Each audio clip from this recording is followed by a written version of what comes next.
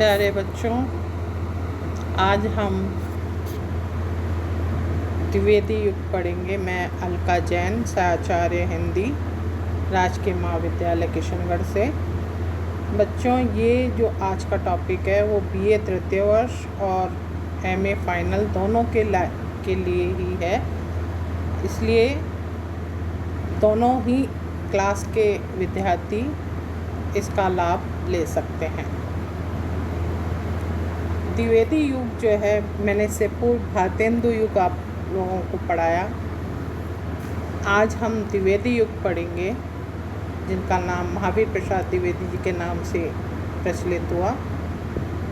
द्विवेदी युग की सबसे बड़ी उपलब्धि है कि खड़ी बोली को काव्य भाषा के रूप में इस युग में प्रतिष्ठित किया गया था। इससे पूर्व भारतेंदु युग तक ब्रज भाषा और अवधि में ही काव्य रचना हो रही थी। सूरदास से लेकर भारतेंदु तक ब्रज भाषा का ही प्रचलन था, जिसे बदलना आसान काम नहीं था। इसलिए इस युग में महावीर प्रसाद द्विवेदी ने एक मिशन चलाया और मिशन चलाकर उन्होंने सरस्वती पत्रिका के माध्यम से इस बात पर जोर दिया कि गद्य पद्य की भाषा एक ही होनी चाहिए, जिसके लिए खड़ी बोली पूर्णतः उपयुक्त है। गियर्सन जैसे भाषाविद भारतेंदु हरिश्चंद्र, प्रताप नारायण मिश्र और जगन्नाथ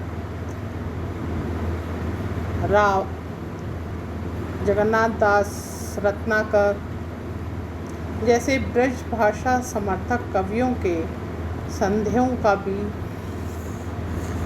जो है निराकरण किया गया।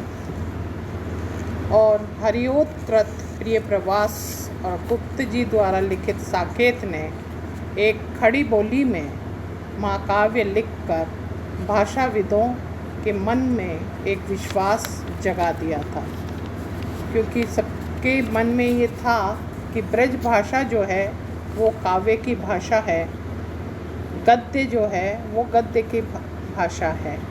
लेकिन इन दोनों काव्य खंडों ने जो है इस भ्रम का निराकरण कर दिया था।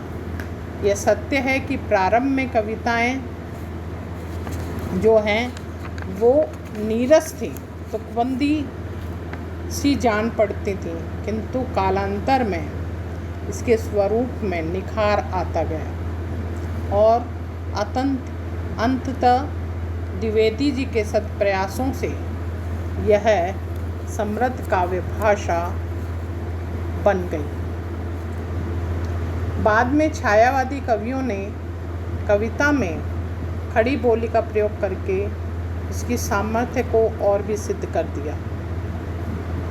छायावादी काव्य भाषा के रूप में माधुर्य एवं पदलालित्य के कारण ब्रज भाषा को टक्कर देने में समर्थ हो गए। जिन लोगों को संदेह था कि उन्हें मैथिली शरण गुप्त के द्वारा लिखित साकेत, जयद्रथ, पंचवटी जो है उनने उन धारणा को बदल दिया था जो ये कहते थे कि गद्य जो है काव्य की भाषा नहीं हो सकती।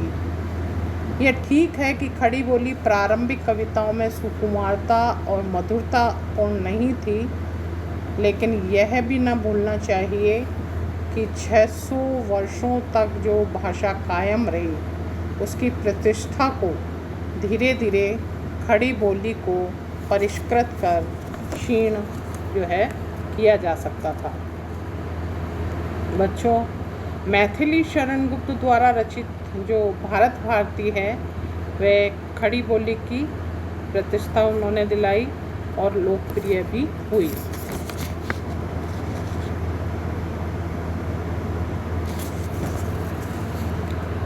जो खड़ी बोली की विजय पताका सिद्ध भी हुई। इस प्रकार खड़ी बोली परिपक्व अवस्था और जो है मार्दव तक कैसे पहुंच गई, यही नहीं अपितु इस युग की काव्य भाषा सुबोध, शुद्ध, रसानुरूप सिद्ध हुई। इस प्रकार जो है ये भाषा जो है दिन पर दिन परिष्कृत होती गई, परिवर्धित होती गई और फिर वह गद्य की एक महान भाषा बन गई, काव्य की एक महान भाषा बन गई। द्विवेदी युग जो है उस समय का युग था जब स्वतंत्रता आंदोलन भी चल रहे थे।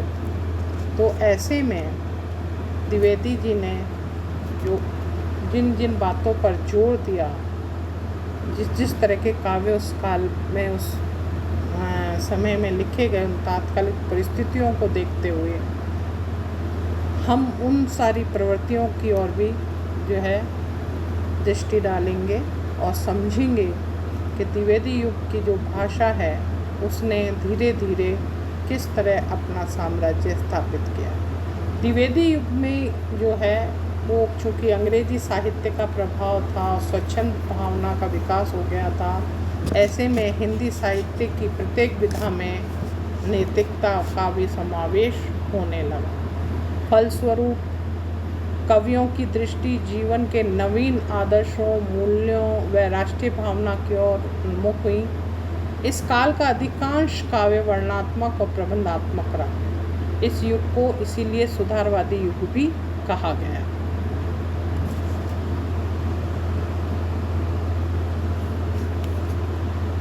जो सबसे पहली प्रवृत्ति हमारे सामने आई, जैसे मैंने पहले ही बताया कि ये जो है स्वतंत्रता आंदोलन का युग था, ये स्वतंत्रता संग्राम का युग था, इसलिए साहित्य में भी उसी तरह के जो है रंग उसमें दिखाई दे रहे थे। सबसे पहले जो प्रवृत्ति के नाम से हम बात करें वो है राष्ट्रीयता की भावना। हालांकि भारतेंदु युग में ही देश प्रेम की भावना प्रबल हो चुकी थी, लेकिन द्विवेदी युग में ये चेतना और भी मुखर और प्रखर हुई थी और सभी कवियों ने इस देशभक्तिपूर्ण कविताओं की रचना की और पराधीनता को अभिशाप बताया।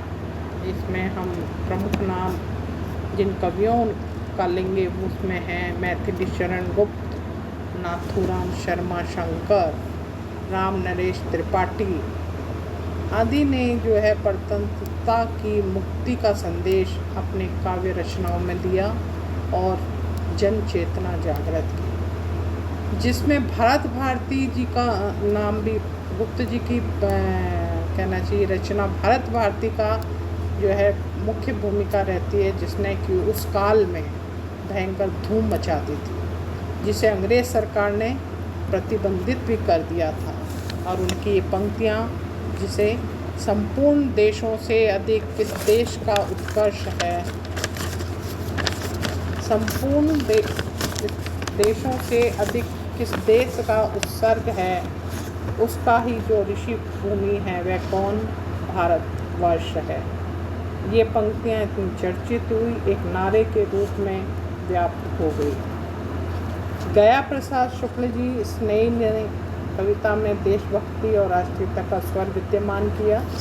उनकी भी पंक्तियों पर हम एक दृष्टि डालते हैं।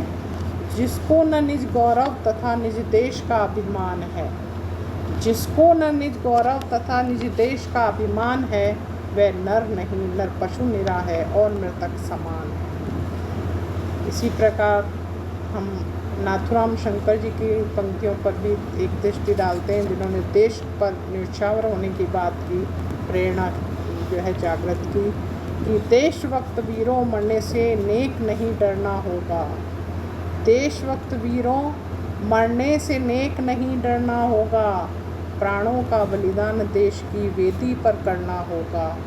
इस तरह जो जन चेतना जागृत हो रही थी स्वतंत्रता की, वो काव्य इस काल में बहुत ही समृद्ध रहा। रायदेव प्रसाद जो हैं पूर्ण की कविता, उसमें भी मैं एक निगाह चाहूँगी कि रहे देश की नाक, रहे देश की नाक स्वदेशी कपड़े पहने, है ऐसे ही लोग देश के सच्चे गहने।